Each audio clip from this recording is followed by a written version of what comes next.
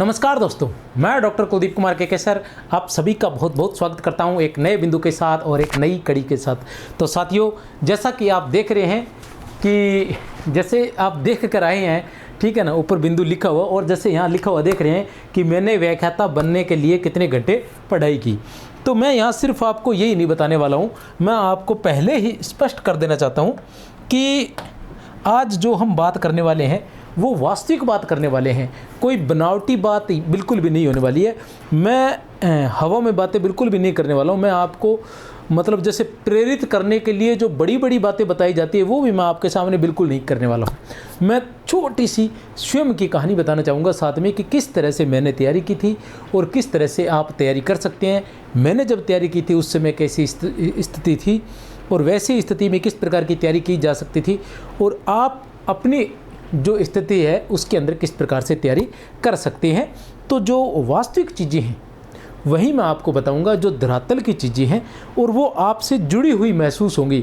मैं जो जो बातें कहूँगा आप विश्वास मानिए, क्लास में जुड़े रहिए, आप विश्वास मानिए कि आपको प्रत्येक चीज़ जो मैं मेरे बारे में बताऊंगा वो आपसे जुड़ी हुई नज़र आएगी।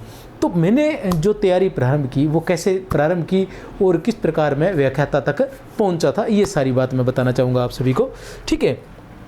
तो हुआ क्या था कि सबसे पहले मैं बताना चाहूँगा आपको कि 2008 में, कब 2008 में मेरी नियुक्ति अध्यापक के रूप में कहाँ हो गई थी? बाड़मेर। कहाँ हो गई थी? बाड़मेर में हो गई थी अध्यापक के रूप में मेरी नियुक्ति। तो मुझे मेरे दोस्तों ने और जो भी थोड़ा बहुत जॉब लगे हुए थे या जॉब के बारे में जो जानते थे या बाड़मेर के बारे में जानते थे, तो तब ऐसा था, मैंने धारणा भी देखी थी कि बाड़मेर के बारे में, बाड़मेर में पोस्टिंग का मतलब था एक सज़ा के नाम जाना जाता था या ऐसा कहा जाता था कि काले पानी की सज़ा। तो मुझे सभी दोस्तों ने कहा कि भी जॉब भी लगा तो वो भी बाड़मेर, ये तो काले पानी की सज़ा जैसी है। तो मेरे घर वालों ने भी कहा कि तू देख ले, अगर तू जाना चाहता है तो चला जा, अगर नहीं जाना चाहता तो तेरी मर्जी है, फिर और से तैयारी कर ले। और लेकिन पापा ने कहा कि नहीं, तुझे जाना ही पड़ेगा भैया, ठीक है ना, कुछ नहीं फ़र्क पड़ता। और साथ में किसी ने ये भी कहा कि ऐसा करो कि चले जाओ, अगर नहीं व्यवस्था बैठती है तो वापस आ जाना, लेकिन एक बार जाओ तो सही। मैं वहाँ गया, परिस्थितियाँ बिल्कुल एक बार तो विपरीत थी, हालांकि बाद में तो उस जगह से प्रेम हो गया था, बहुत अच्छी थी, बहुत अच्छे लोग थे, मैंने देखा वहाँ पर। लेकिन शुरुआत में ऐसा लग रहा था, तो वहाँ रह के वहाँ गए तो पता चल गया भैया यहाँ आ तो सकते हैं, यहाँ वन वे है, यहाँ आ तो सकते हो लेकिन यहाँ से वापस नहीं जा सकते। कहने से तात्पर्य ये कि सड़क के मार्ग से तो आ गए हो, अब सड़क के मार्ग से तो वापस नहीं जा सकते, हवाई मार्ग से जा सकते हो। कहने से तात्पर्य ये है कि अब तुम, ठीक है ना, ट्रांसफ़र करवा कर तो नहीं जा सकते, कम से कम ट्रांसफ़र तो यहाँ से होने वाला नहीं है। अब तुम किसी अन्य परीक्षा में सफल होकर या अन्य किसी नौकरी में जाकर तुम जा सकते हो।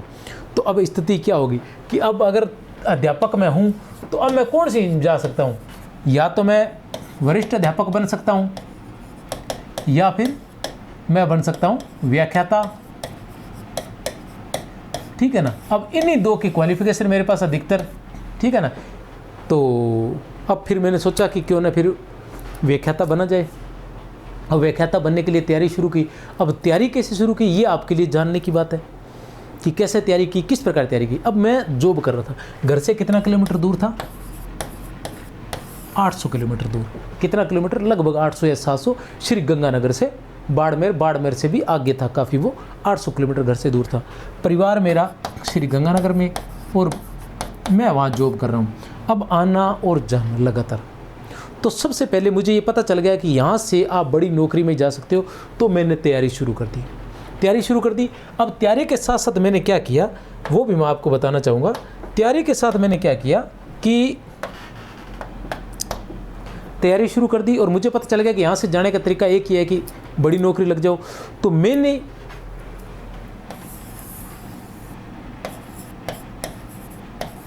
अपना लक्ष्य निर्धारित कर दिया कि मुझे क्या बनना है? व्याख्याता बनना है। मैंने अपना लक्ष्य निर्धारित कर दिया कि मुझे क्या बनना है? व्याख्याता बनना है। ये व्याख्याता का मैंने अपना टारगेट तय कर लिया। अब क्या था, ये टारगेट तो तय कर लिया, लेकिन इसके बीच में समस्याएं क्या आ रही थी? समस्याएं आ रही थी, धीरे धीरे बताऊंगा मैं सारी चीज़ें, ठीक है ना।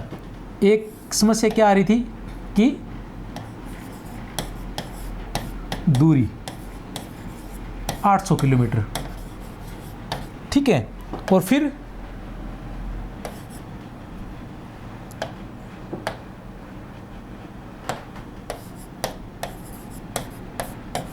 घर के कार्य,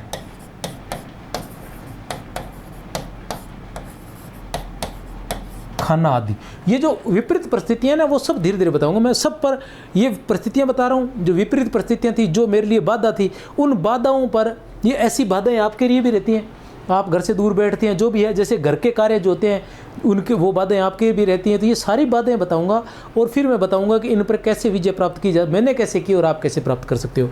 अब इसके बाद आ गया परिवार, ठीक है, फिर आ गए रिश्तेदार, फिर आ गई दोस्त,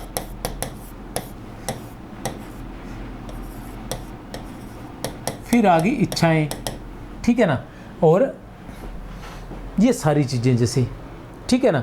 अब दूरी 800 किलोमीटर की दूरी थी यहाँ से वहाँ, तो आना जाना ये सारा चीज़ कैसे तय हो, पढ़ाई कैसे हो।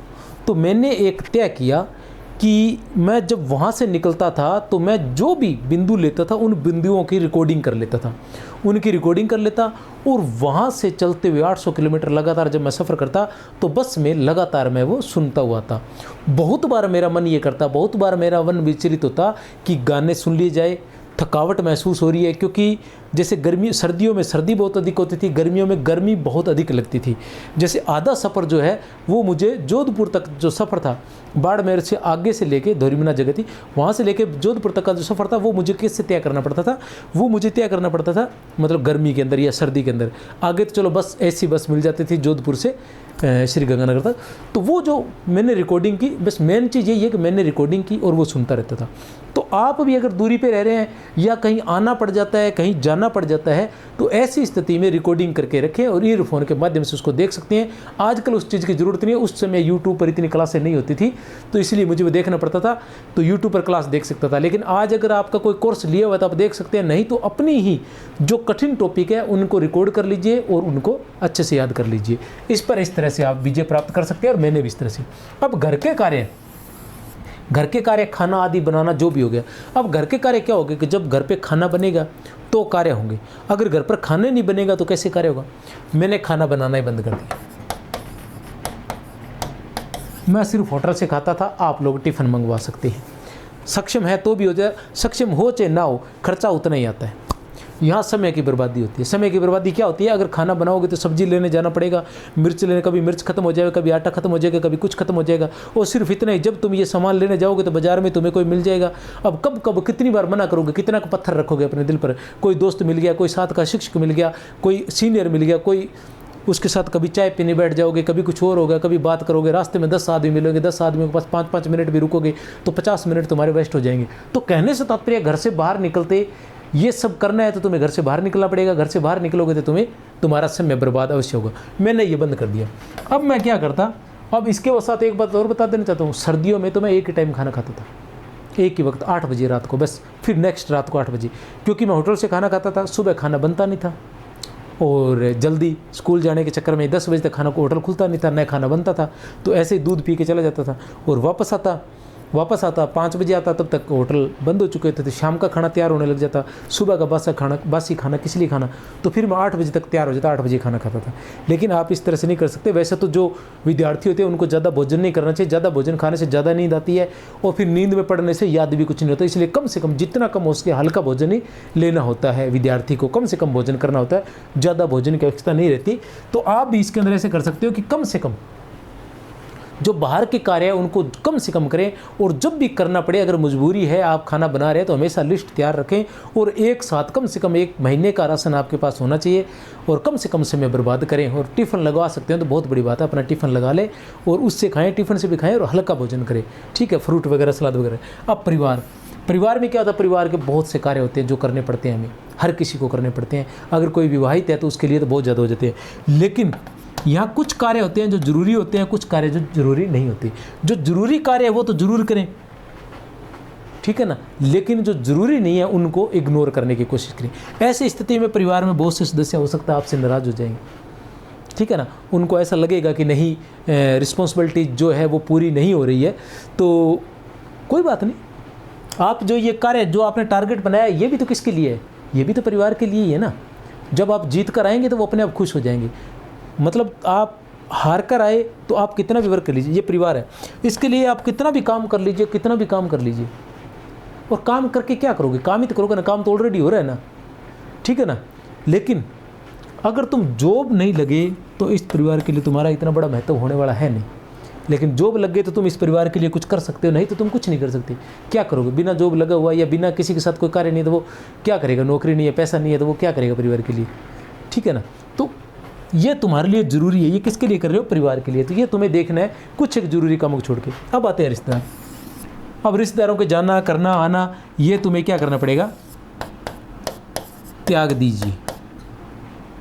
रिश्तेदारों को बिल्कुल त्याग दीजिए, न किसी के आना और न किसी के जाना, न किसी को बुलाना और न किसी के जाना भैया, ठीक है। नॉर्मल सी बात बता देता हूँ, कितना वर्ष लगते हैं, एक बात बता दो, कितने वर्ष लगते हैं, 1 वर्ष या 2 वर्ष, 1 या 2 वर्ष लगते हैं हमें तैयारी करने में। अब 1 या 2 वर्ष हमें क्या रखना है कि हमें ये ध्यान रखना है कि क्योंकि अगर तुम सही से तैयारी कर रहे हो तो तुम्हें ये हो ही नहीं सकता कि तुमसे लोग नाराज ना हो। 1 या 2 वर्ष में कितने सारे परिवार में कितने सारे लोगों के जन्मदिन या बहुत सारी समस्या आएंगी, इधर रिश्तेदारों में कितने विवाह आएंगे, कितने जन्मदिन आएंगे, तो क्या जा पाओगे, नहीं जा पाओगे भी नहीं और जाना भी नहीं है। अगर जाते रहे तो ये टारगेट तुम्हारा कभी पूरा नहीं होगा, और नहीं जाओगे तो ये सभी नाराज़ होंगे। कोई बात नहीं, हो जाए नाराज़, मना लेंगे। जब 2 साल बाद नौकरी लगेगी, बड़ा सारा गिफ्ट लेके जाना, 2 साल बाद फिर आ जाएगा जन्मदिन। आपको बता दूं कि ये जो टारगेट है ये तुम्हारे हाथ से एक बार चला गया, ये टारगेट जो है ना ये एक बार हाथ से चला गया तो फिर नहीं आने वाला, जीवन के अंदर फिर दोबारा नहीं मिलने वाला होता है ये, ठीक है ना। लेकिन परिवार रिश्तेदार है, परिवार है, एक बार नाराज़ भी हो गए ना, ये कहीं नहीं जाने वाले होते, वही रहते हैं। एक बार नाराज़ भी हो जाते हैं तो फिर मान जाएंगे, 2 साल बाद, 3 साल बाद, 4 साल बाद, 5 साल बाद। और नॉर्मली क्या होता है, अगर तुम इनके साथ चलते जाओगे तो भी परिवार रिश्तेदार ये सारे ऐसे होते हैं कि नाराज़गी ये चलता रहता है। तो उस चीज़ को ज़्यादा बड़े वे में न ले, सिर्फ आप अपने टारगेट पर ध्यान रखें, ठीक है। फिर है दोस्त। दोस्त क्या होता है कि दोस्त ज़रूरी होते हैं, ठीक है ना। लेकिन जब टारगेट अचीव करना होता है तो इनको छोड़ना पड़ता है। मैं वहाँ अकेला रहता था बाड़मेर में, चाहता तो बहुत सारे दोस्त बना सकता था, लेकिन नहीं बनाए मैंने वहाँ दोस्त। क्यों नहीं बनाए, क्योंकि मुझे ध्यान था कि दोस्तों के साथ वहाँ अकेले रह के तैयारी नहीं हो सकती। मैंने सिर्फ एक ही दोस्त बनाया और वो सिर्फ तैयारी करता था, ठीक है ना। बस हम 2 ही लोग रहते थे, इसके अलावा न तो मैं किसी के पास जाता था न किसी के पास आता था। और उसका परिणाम ये हुआ, मैं आपको बता दूँ, बिल्कुल शॉर्ट में बताऊँगा मैं, उसका परिणाम ये हुआ कि मैं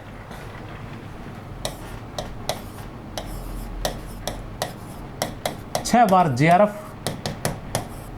और 9 बार मैंने नेट क्लियर की। और वहाँ रहकर भी मैंने वरिष्ठ अध्यापक की परीक्षा पास की और वहीं रहकर मैंने व्याख्याता की परीक्षा भी पास की थी। ये सारा टारगेट है। और व्याख्याता की परीक्षा तो मैंने 2 बार पास की, मैं आपको बता दूं। 2010 में व्याख्याता की परीक्षा थी, वो भी मैंने पास की, लेकिन उसमें इंटरव्यू में किसी कारण वो भी 10वीं 12वीं में नंबर कम होने की वजह से, उस वजह से वो वहाँ मैं निकाल दिया गया। इंटरव्यू मेरा बहुत शानदार हुआ था, ठीक है ना। वो 2 बार व्याख्याता की परीक्षा पास की और 1 बार वरिष्ठ अध्यापक की परीक्षा पास की, 6 बार JRF और 9 बार नेट की।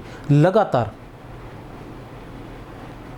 मैं JRF करता रहा 6 बार, ठीक है। तो ये क्यों, अगर मैं सिर्फ दोस्त बना के वहाँ रहता तो क्या कर पाता, क्या रिश्तेदारों के यहाँ आता जाता रहता तो करता रहता, नहीं। और लेकिन एक बात बता दूँ, आज भी दोस्तों के बीच में, रिश्तेदारों के बीच में मैं नंबर 1 हूँ। कहने से तात्पर्य कि बहुत अधिक महत्व है मेरा।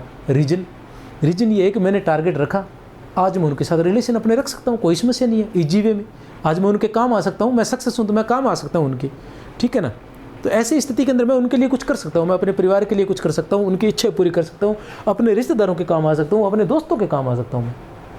और उनको भी लगता है कि हाँ काम को आदमी है, ठीक है ना। और नहीं, अगर लक्ष्य प्राप्त नहीं करोगे तो बिना काम को आदमी के काम को भैया कोई कौन महत्व दे, कोई कौन पूछे। पहले भी मैं बार बार बोलता रहता हूँ कि घर लौट बहुत रोए, माँ बाप अकेले में, मिट्टी के खिलौने भी सस्ते न थे मेले में। और जो बच्चे होते हैं ना, बच्चों को अगर खिलौना नहीं दिलाओ ना तो वो नाराज़ हो जाते हैं भैया, तो माँ बाप को इतना सक्षम होना ज़रूरी होता है, ठीक है ना। अगर परिवार है ना तो इतना सक्षम होना ज़रूरी होता है कि बच्चों की ख्वाहिशें पूरी कर सकें, नहीं तो जिस परिवार के लिए सब कुछ करते हैं वो परिवार ही नहीं रहता। तो इसलिए टारगेट रखें। 1-2 साल में कुछ भी नहीं होने वाला, दुनिया बिल्कुल नहीं बदलती है, दुनिया बिल्कुल भी नहीं बदलने वाली है 2-3 साल में। लेकिन अगर तुमने टारगेट पर ध्यान नहीं दिया तो तुम्हारा जीवन जरूर बदल जाएगा और रात दिन का अंतर आ जाएगा। या तो तुम सूरज बन जाओगे और या वो तारे बन जाओगे जिसको कोई देखता ही नहीं है, जिसको कोई देखता नहीं है, जो बहुत है, कोई महत्व नहीं है जिनका, और या तुम सूरज बन जाओगे जिसको सब देखेंगे कि भैया हाँ ठीक है। अब उसके बाद इच्छाएं, बहुत सारी इच्छाएं होती हैं, फिल्म देखने की इच्छाएं बार बार, तो रोज़ तुम्हें मनाना पड़ेगा। मैं रोज़ मनाता, वहाँ अकेला रहता था। अब मेरा मन करता था कि मैं मूवी देख लूँ, मेरा मन करता था कि फ़ोन में गाने सुन लूँ, मेरा मन करता था कि मैं दोस्तों के साथ घूमने चले जाऊँ, मन नहीं लगता था, दोस्तों के पास चला जाऊँ, वहाँ चाय पी के आऊँ, मेरा मन करता था बाहर थड़ी पे जाकर चाय पी के आऊँ, ठीक है ना। बहुत सी इच्छाएं होती थी, मेरा मन करता था एक्सरसाइज कर लूँ, या बहुत सारी इच्छाएं होती थी। लेकिन सब इच्छाओं को मैंने क्रॉस लगा दिया। नहीं, मेन इच्छा सिर्फ यही है फिलहाल तो, सबसे बड़ी, ठीक है ना। इसी पर ध्यान रखना, इसी पर ध्यान रखा, ठीक है। फिर मैंने क्या किया आपको बता दूं, मैंने प्रत्येक कमरे में, क्योंकि जो जॉब वाले होते हैं ना उनके लिए बहुत ही महत्वपूर्ण बात है कि जॉब जो इंसान कर रहा होता है उसके लिए मतलब बड़ी समस्या हो जाती है जॉब के साथ, क्योंकि जॉब करके आने के बाद शरीर टूट जाता है, थक जाता है आदमी, ठीक है ना। तो मैंने क्या किया आपको बता दूं कि मैं घर में हर जगह पर मैंने पोस्टर लगा दिए। पोस्टर से तात्पर्य कि पेज बना के, नोट्स बना के हर जगह चिपका दिए, हर जगह। अगर मैं रसोई में जाता तो भी मुझे वो पोस्टर दिखाई देते, मैं उनको पढ़ता रहता। अगर मैं मेरे रूम में हूँ तो भी मैं पढ़ता रहता, मेरे सामने पोस्टर होते। अगर मैं सो रहा हूँ तो छत पर भी, जब तक नींद नहीं आ जाती तब तक छत पर मैंने पोस्टर लगा दिए, वो देखता रहता था, ठीक है। अगर मैं बाथरूम जाता तो बाथरूम में भी मैंने पोस्टर लगा दिए थे कि नहाते हुए मैं याद करते हुए कोई 1-4 रचने उठा लेता, ठीक है ना। जैसे मान लो रांगे राघव के घरोंदा विषाद मुर्दों का टीला शीश धारा से चोर पड़ता, अंधेरे के जुगनू कब तक करो, जब आवेगी काली घटा, बंदूक और बिन राई और पर्वत, छोटी सी बात धरती मेरा घर। तो इस तरह से, मतलब जिस तरह से मैंने आपको बताया, उपन्यास बताए रांगे राघव के, ठीक है ना। तो ये इस तरह से मैं उनको याद करता रहता था, इस तरह से वो याद हो जाते। और ऐसे करते हुए जैसे हम पढ़ते हैं ना, ओम नमो शिवाय, या जो भी मंत्र पढ़ते मारते हुए जैसे हम नहाते हैं, तो वैसे मैं ये जो रचनाएं पढ़ते हुए क्या क्या करता था, ठीक है, तैयारी करता था। फिर मैंने क्या किया, इसके अलावा एक बात थी कमजोरी। कमजोरी को मैंने क्या किया, ताकत बनाया। और मैंने क्या देखा, मैंने एक चीज देखी कि सभी की कमजोरी, मेरी कमजोरी क्या है और सबकी कमजोरी क्या है, एग्जाम देने वाले हर विद्यार्थी की क्या कमजोरी है। तो मैं जैसे हिंदी व्याख्याता की तैयारी कर रहा था, तो हिंदी व्याख्याता का मैंने देखा कि हिंदी विशेष क्या है। तो मैंने देखा कि जो काव्य शास्त्र है, क्या चीज है, जो काव्य शास्त्र है, एक तो ये, ठीक है ना, और दूसरा क्या है, गद्य साहित्य। ये 2 चीजें, मतलब आपको क्या ध्यान देना, अगर हिंदी के है तो आप इस बात को गौर कर सकते हैं, अगर नहीं है तो आप देख सकते हैं कि व्याख्याता बनने के लिए आपको क्या करना है कि आपकी कमजोरी क्या है और दूसरों की कमजोरी क्या है। मेरी ये कमजोरी थी काव्य शास्त्र और गद्य साहित्य, ये मेरी बहुत बड़ी कमजोरी थी। मैंने सबसे ज़्यादा इस पर वर्क किया। स्थिति ये होगी कि काव्य शास्त्र के और गद्य साहित्य के, जिसमें नाटक, उपन्यास, कहानी, बहुत बड़ा साहित्य आता है, बहुत अधिक रचने आती हैं, जिनके रट्टे मारना है, जिनको याद कर पाना बहुत मुश्किल होता है। मैंने इन सबको इतना अधिक याद किया, आते जाते रिकॉर्डिंग करके सुन के इतना अधिक याद किया कि ये तय हो गया था मेरा कि इनमें से कोई अगर आएगा तो वो मेरे लिए करना नामुमकिन नहीं हो सकता, भी कोई मुझे ना आए ये नामुमकिन है, ऐसा हो गया था, मतलब इतना अच्छा सा। तो इसका मुझे फ़ायदा मिला। इसका फ़ायदा ये मिला कि जैसे नेट में अधिकतर गद्य साहित्य के क्वेश्चंस आते हैं, ठीक है ना, और गद्य साहित्य के मैं क्वेश्चन एक भी नहीं छोड़ता था और बार बार जेआरएफ होती, जब तक दी तब तक जेआरएफ की मैंने, चाहे पढ़ के गया चाहे न पढ़ के गया, हमेशा ही, क्योंकि मैंने गद्य साहित्य को इतना अधिक अच्छे से कर लिया था, ठीक है ना। लोग कर नहीं पाते थे और मैं कराता था, तो अपनी जेआरएफ होती थी हर बार, ठीक है। तो एक जो आपकी कमजोरी है उसको आप पकड़ें, उसको पकड़ कर उसको दूर करें। तो इस तरह से मैंने ये सारी चीज़ें इन पर कवरिंग की, तो मैं आसानी से, हालांकि आपको एक और बात बता दूं, मेरा जो जीके है वो बहुत कमज़ोर था, लेकिन मैंने सब्जेक्ट पर पूरा काम किया, ठीक है ना। और लक्ष्य से एक दिन के लिए भी नहीं भटका, हमेशा अपने आप को याद दिलाता रहा और लक्ष्य हमेशा दिमाग के अंदर रखा कि ये प्राप्त करना है, तो आप हमेशा लक्ष्य ध्यान रखिए और उस डर को ध्यान रखिए ना भी उसके बाद क्या होने वाला है। अगर नाकामयाब हो गया तो फिर क्या होगा, ठीक है ना। जैसे नहर चल रही है तो हमारा मन किया कि यार छलांग लगा लें, मन तो किया है ना छलांग लगाने का, करता है, अच्छी जगह देख करेगा, लेकिन हम क्या सोचते हैं, हमें पता चलता है कि छलांग तो लगा लेंगे पर डूब गए तो फिर क्या होगा, तो हम फिर वो छलांग नहीं लगाते हैं। तो यही तुम्हें ध्यान रखना है कि अगर डूब गए तो क्या होगा, डूब गए तो क्या होता है मैं बता दूं, मैं हमेशा ध्यान रखता था और आप लोग भी ध्यान रखना। फिर सर्कल बनता है एक पूरा, फिर क्या सर्कल बनता है कि आज पुरानी बात बताता हूँ, भविष्य के नहीं, हम शुभकामनाएं देते हैं कि भविष्य में आप सभी सफलताएं प्राप्त करेंगे। आप बताओ 2022 में जिस विद्यार्थी ने 2022 में परीक्षा दी थी और किसी कारण से नाम मात्र 0.001 से वो रह गया, ठीक है ना, 0.001 से रह गया, तो अब वो क्या करना पड़ेगा, अब उसको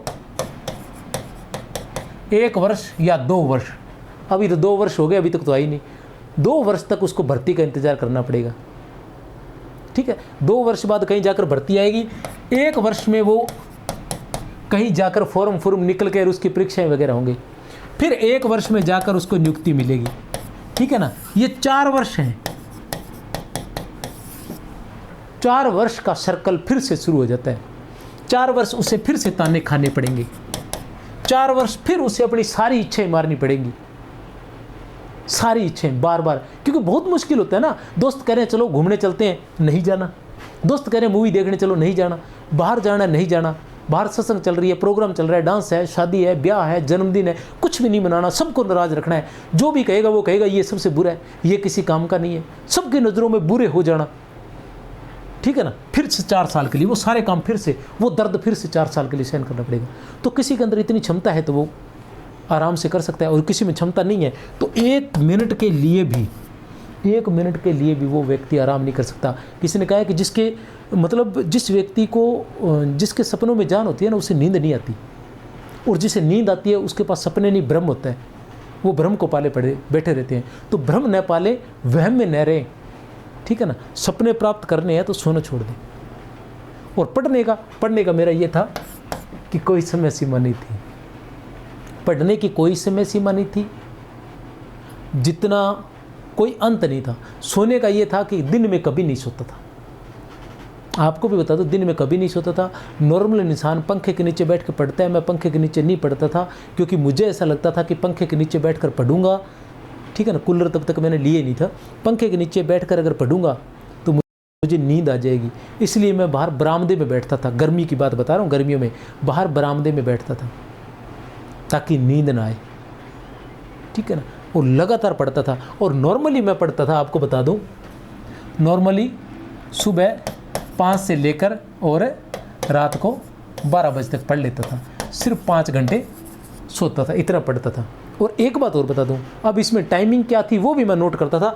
जब भी मैं कहीं जाता था तो टाइम लिख देता था, ठीक है ना। अब इसमें से आप जॉब का समय निकाल दीजिए, किसका निकल गया, जॉब का समय, वो अलग निकल गया। तो नाम मात्र का समय पढ़ पाता था, नाम मात्र का समय पढ़ पाता, तो उसको कवर कैसे किया जाए वो भी मैं करता था। फिर छुट्टी लेनी या संडे वाले दिन हद से ज़्यादा पढ़ना, तो सिर्फ 3-4 कभी 3-4 घंटे सो जाता था, ठीक है ना। कवर करना, कहने का मतलब ये है कि जो लोग कर रहे हैं वो मैंने नहीं करना। कहने का मतलब एक व्यक्ति स्नान करने में टाइम वेस्ट कर रहा है, मैंने नहीं करना। एक व्यक्ति खाना खाने में टाइम बर्बाद कर रहा है, मैंने नहीं करना।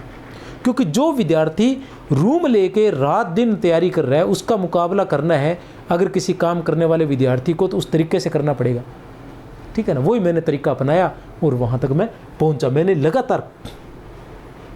लगातार काम किया और अपने लक्ष्य को, पहली बार में मान सकते हो, पहली बार वाले में इंटरव्यू था उसमें रह गया, लेकिन दूसरी बार वाला लिखित परीक्षा में भी तो उसमें भी पास हो गया था। इंटरव्यू का तब तुम जानते हो क्या क्या लफड़े रहते हैं, ठीक है ना। उन कारणों पर मैं ज़्यादा जाना नहीं चाहूँगा। तो ये इस तरह से, तो आप सभी को क्या रखना है कि टारगेट पर ध्यान रखना है और जीत तुम्हारी होगी। तो बहुत बहुत शुभकामनाएं मेरी तरफ से। जय हिंद, जय भारत।